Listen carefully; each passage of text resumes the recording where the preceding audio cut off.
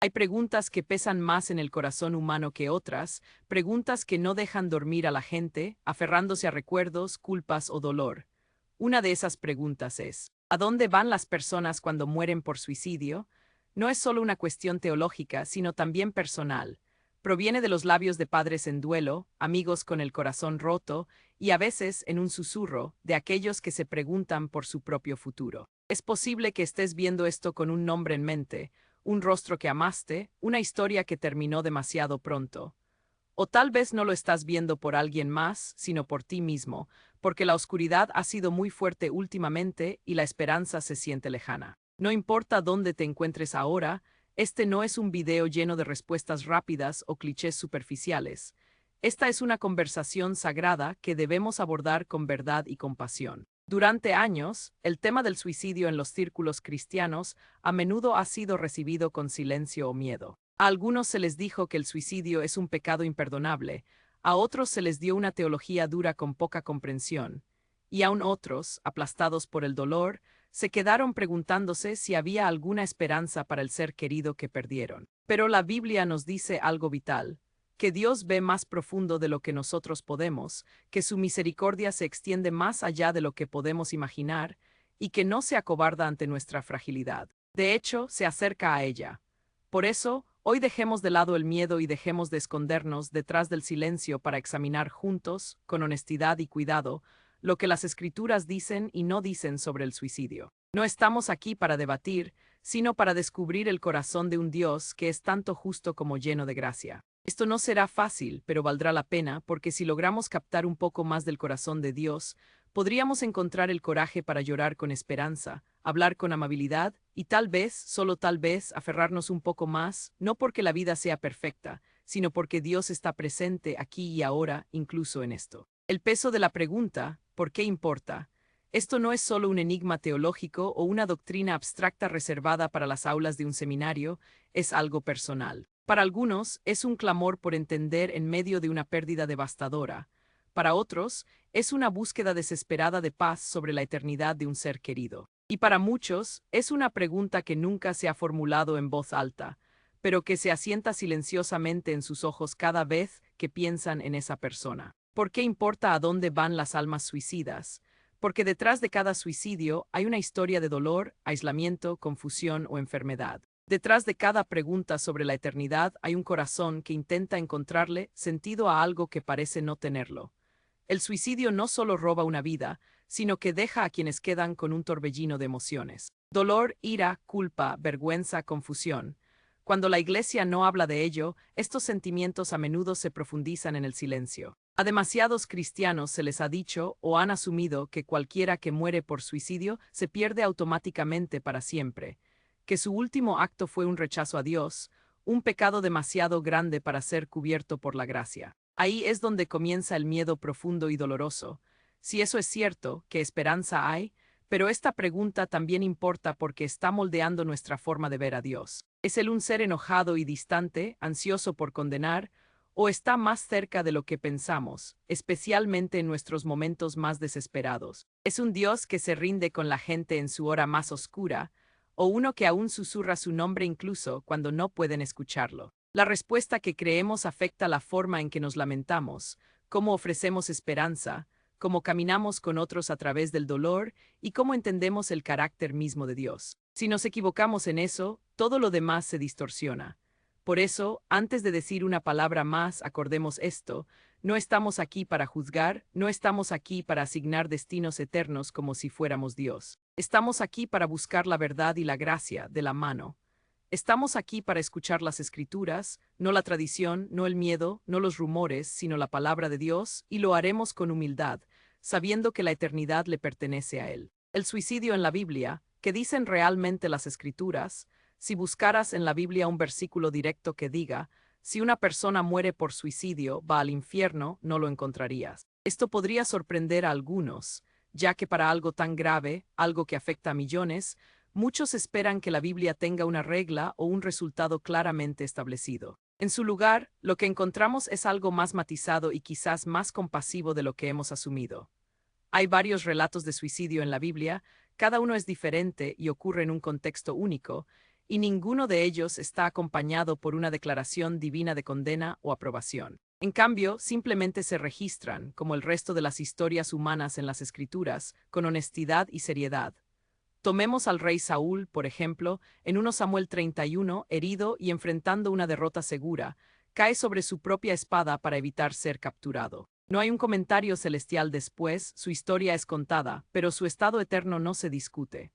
Luego está Aitofel, el consejero en el que David confió una vez, quien se ahorcó después de que su traición al rey fracasara, y por supuesto el caso más conocido, Judas Iscariote. Después de darse cuenta de la gravedad de su traición contra Jesús, se llena de remordimiento y se quita la vida. Lo sorprendente es que en todos estos ejemplos, la Biblia no aísla el suicidio como el pecado que los definió. De hecho, sus acciones fueron parte de historias más amplias de fragilidad, rebelión, dolor y fracaso, al igual que todos experimentamos de diferentes maneras.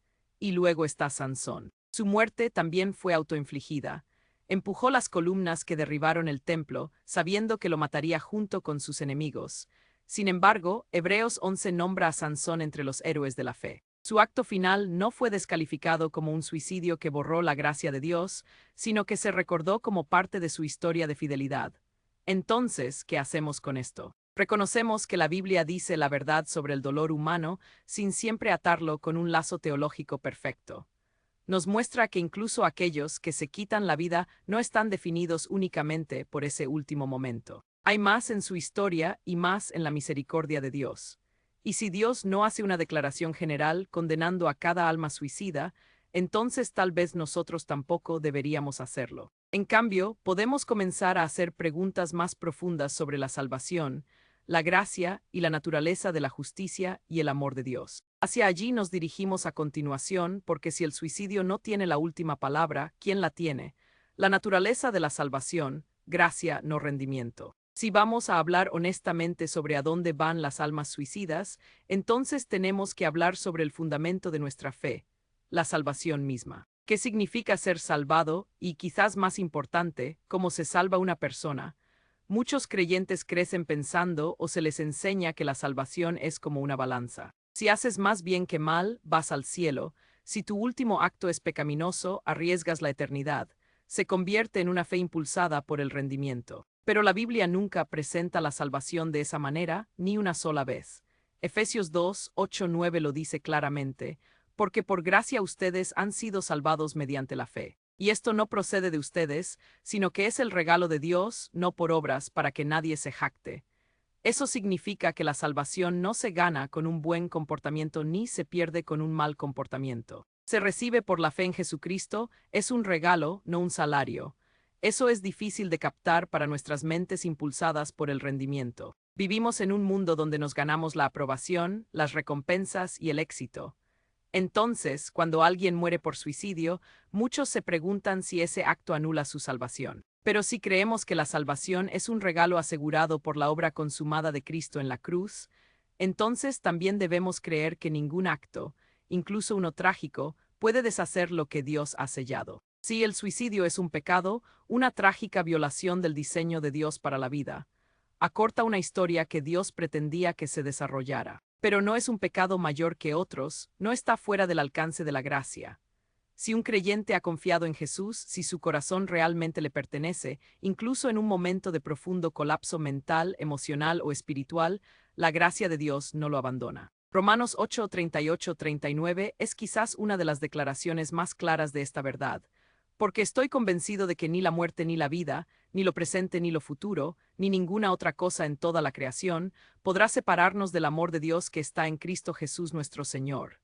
Nada, ni siquiera el suicidio. Esto no minimiza el dolor del acto, no le resta importancia a la pérdida o a la complejidad de las luchas de salud mental, pero sí magnifica el poder de la cruz. Si la sangre de Jesús es suficiente para cubrir todo pecado, entonces debe ser suficiente para cubrir los pecados cometidos en nuestra más profunda desesperación. De lo contrario, reducimos la gracia a algo frágil, algo que solo funciona cuando somos fuertes y nunca cuando somos débiles. Pero la buena noticia del Evangelio es que la gracia de Dios es más fuerte cuando estamos en nuestra absoluta debilidad.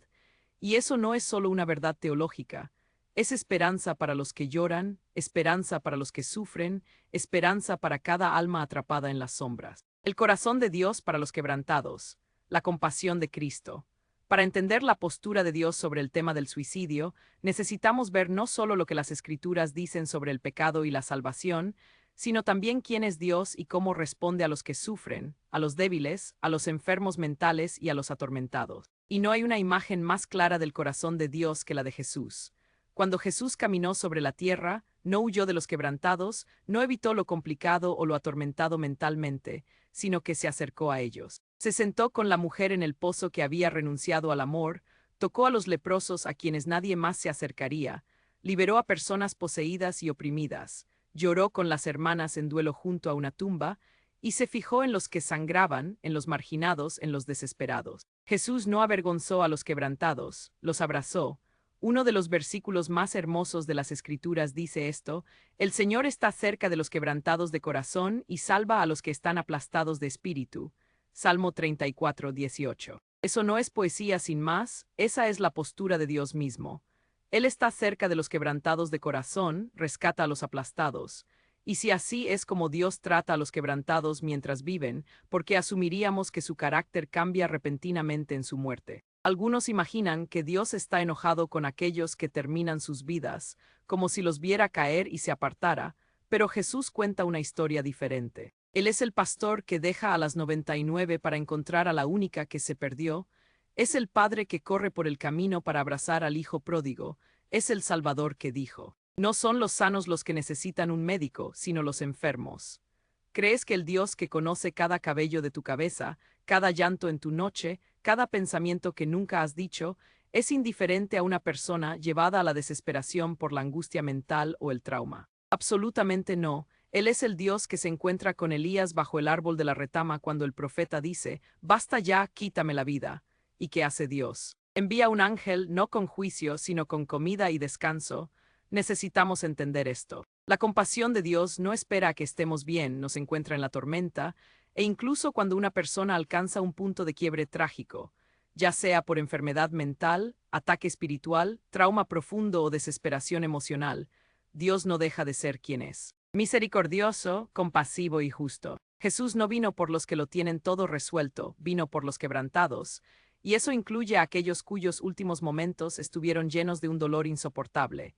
Eso incluye a los que no pudieron ver el mañana, y tal vez, solo tal vez, eso incluye más gracia de la que jamás nos hemos atrevido a creer. La enfermedad mental y la responsabilidad, una teología compasiva. Cuando alguien muere por suicidio, una de las primeras reacciones que tiene la gente es confusión. ¿Por qué harían eso? ¿Cómo no pudieron ver otra salida? Y debajo de esas preguntas, a menudo hay otra más profunda. Fueron responsables de lo que hicieron de la misma manera que lo seríamos en un estado mental normal. Aquí es donde la conversación sobre la enfermedad mental debe ser sacada a la luz, porque si la ignoramos, corremos el riesgo de hacer juicios duros sin entender lo que una persona pudo haber estado enfrentando. La enfermedad mental, como la enfermedad física, es real. La depresión, los trastornos de ansiedad, el TEP, el trastorno bipolar, la esquizofrenia, no son solo malos estados de ánimo o debilidad espiritual. Son aflicciones que afectan la forma en que una persona piensa, siente, procesa y funciona. En algunos casos, la enfermedad mental distorsiona tanto el pensamiento de una persona que ya no puede razonar o percibir la realidad con claridad. Algunos experimentan un dolor emocional abrumador que nubla cada pensamiento lógico. Otros están tan agobiados por el trauma, la adicción o el tormento interno que la vida misma se siente insoportable. La pregunta que debemos hacernos entonces es: ¿responsabiliza Dios a alguien plenamente cuando su capacidad para razonar está gravemente deteriorada? Las Escrituras nos dan una idea, no de cada escenario específico, sino de la naturaleza de la justicia de Dios. Él no es solo santo y justo, sino que es perfectamente justo. Eso significa que juzga con un conocimiento completo del corazón, la mente, las intenciones y las condiciones de una persona. El Señor no ve como el hombre ve, porque el hombre mira la apariencia exterior, pero el Señor mira el corazón. 1 Samuel 16, 7. Si una persona llega a un punto en el que su mente está tan abrumada por la enfermedad que no puede pensar con claridad o racionalidad, entonces debemos confiar en que Dios, en su infinita justicia y misericordia, lo sabe. Él entiende que no estaban operando a plena capacidad. Él sabe si fue un acto final de rebelión o un momento de colapso bajo una presión implacable. Piensa en cómo respondió Jesús a las personas que estaban oprimidas mental y emocionalmente. Él nunca las alejó, las restauró, las sanó, las liberó. Vio su humanidad debajo del tormento. La Biblia nunca retrata a Dios como alguien que condena injustamente a aquellos que están quebrantados más allá del reconocimiento. Por el contrario, se acerca a ellos. Isaías 42:3 dice: No romperá la caña cascada ni apagará la mecha que humea. Eso significa que incluso el alma más frágil, incluso la que cuelga de un hilo, es preciosa para Dios. Entonces, cuando alguien se quita la vida bajo el peso de una enfermedad mental, un trauma o una angustia emocional insoportable, no sabemos todo lo que estaba sucediendo en su corazón, pero sí conocemos el carácter de Dios, y ese carácter nos dice esto. Él no solo es capaz de ver el cuadro completo, sino que es el único que puede hacerlo.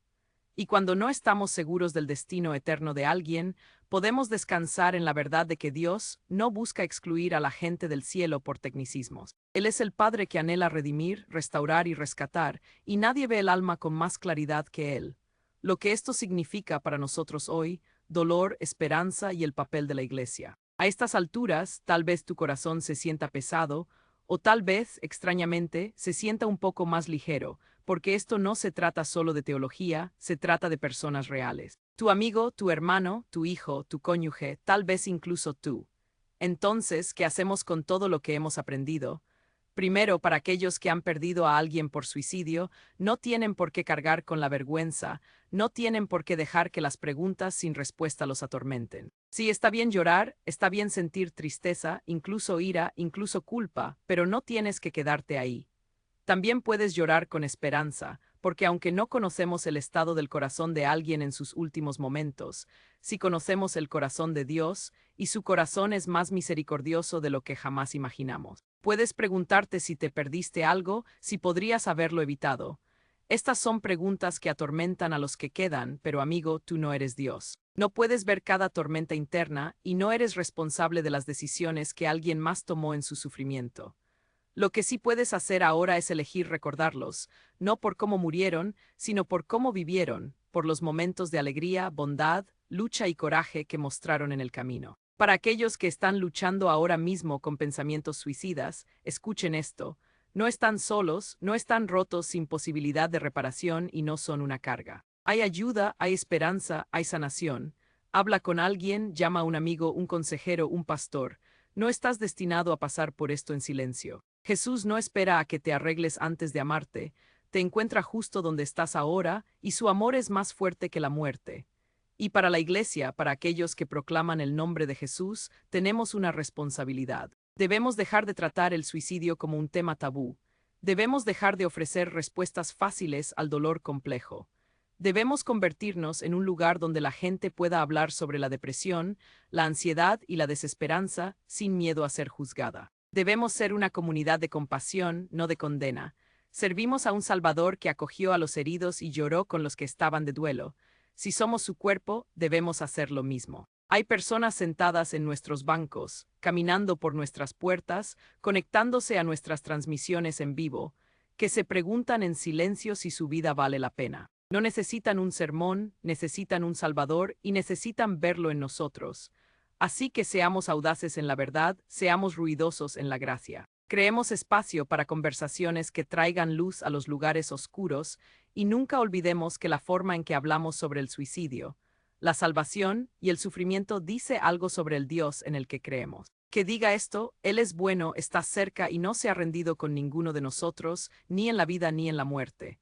La conclusión: la última palabra no pertenece a la muerte. Hemos recorrido una conversación difícil y sagrada.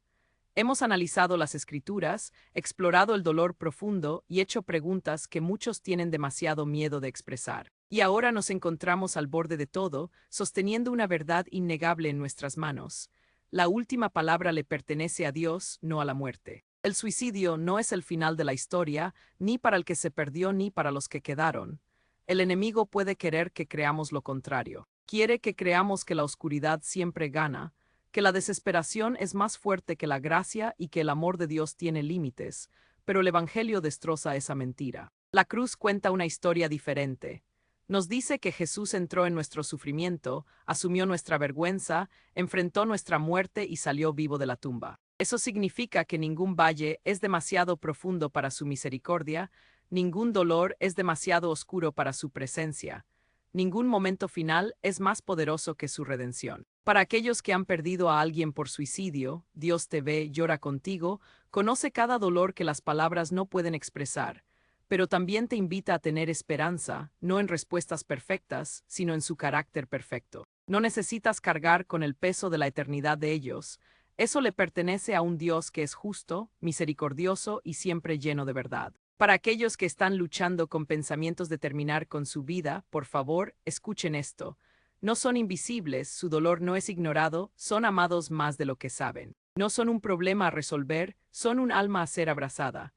La oscuridad les está mintiendo, dice que están demasiado lejos, demasiado rotos, demasiado cansados, pero Jesús dice: vengan a mí todos ustedes que están cansados y agobiados, y yo les daré descanso.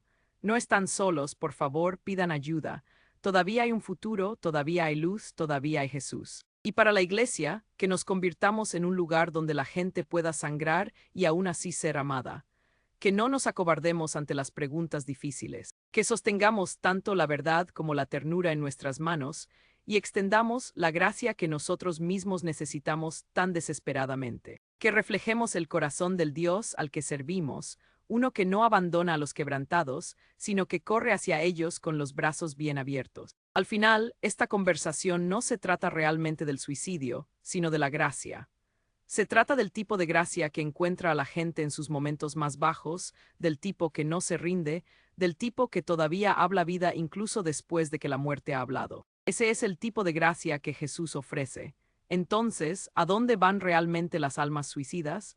La respuesta completa le pertenece solo a Dios, pero aquí está lo que podemos saber. Si pertenecían a Cristo, su historia no terminó en desesperación, terminó en misericordia. Y aunque no entendamos todos los detalles, podemos confiar en el corazón de aquel que sí los entiende. La muerte es real, el suicidio es trágico, pero el amor de Dios es mayor, y Él siempre, siempre tiene la última palabra, y esa palabra es esperanza.